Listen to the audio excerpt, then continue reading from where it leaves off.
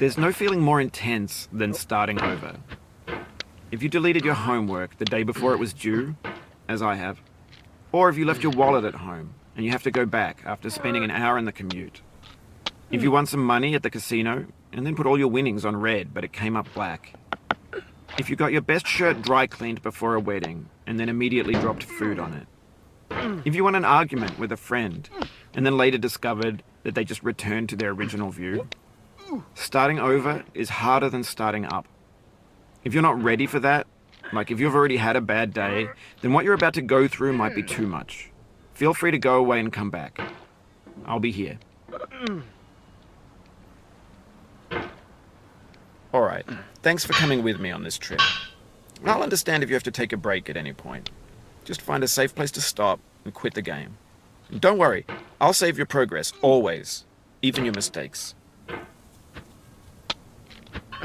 This game is a homage to a free game that came out in 2002, titled Sexy Hiking.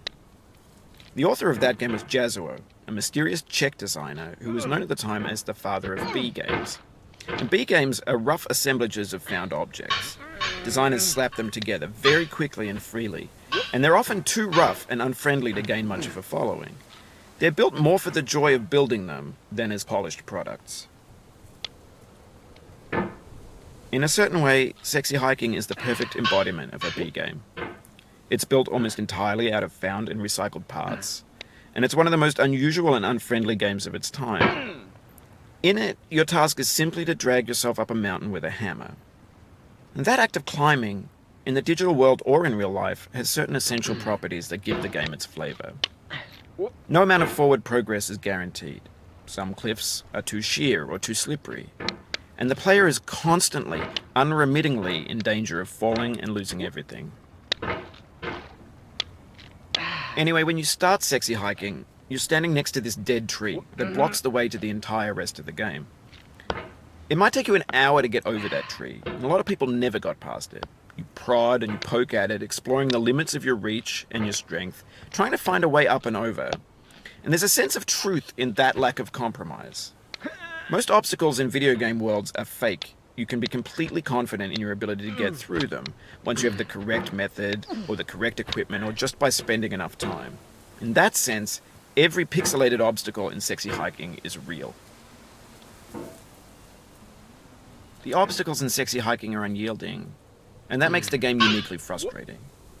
But I'm not sure Jazuo intended to make a frustrating game. The frustration is just essential to the act of climbing, and it's authentic to the process of building a game about climbing. A funny thing happened to me as I was building this mountain. I'd have an idea for a new obstacle, and I'd build it, test it, and it would usually turn out to be unreasonably hard. But I couldn't bring myself to make it easier. It already felt like my inability to get past the new obstacle was my fault as a player rather than as a builder. Imaginary mountains build themselves from our efforts to climb them, and it's our repeated attempts to reach the summit that turns those mountains into something real. When you're building a video game world, you're building with ideas, and that can be like working with quickset cement. You mold your ideas into a certain shape that can be played with, and in the process of playing with them, they begin to harden and set until they're immutable, like rock. And at that point, you can't change the world.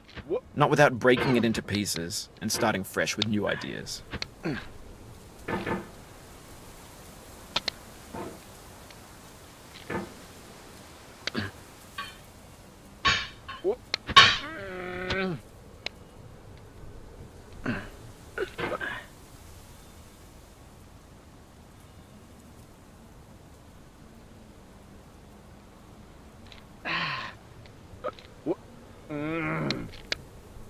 Oh, you just lost a lot of progress.